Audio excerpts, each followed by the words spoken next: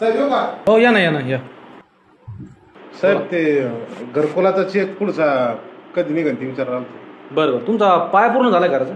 नाही साहेब, तुम्ही पाय कावर कम्प्लीट नाही केला? पण त्यात पायच नाही झाला साहेब. आम्ही तुम्हाला पहिले चेक 40,000 दिलता ना.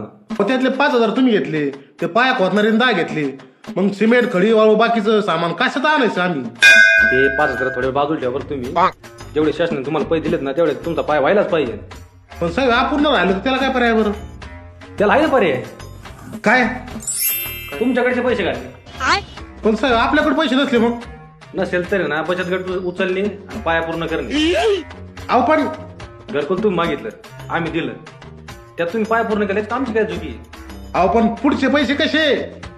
पाया रेडी करा, लगेच पुढचे पैसे म्हणजे पुढचं चेक लगेच घेऊन जा. अहो साहेब पाय रेडी करायला तर पैसे द्या ना.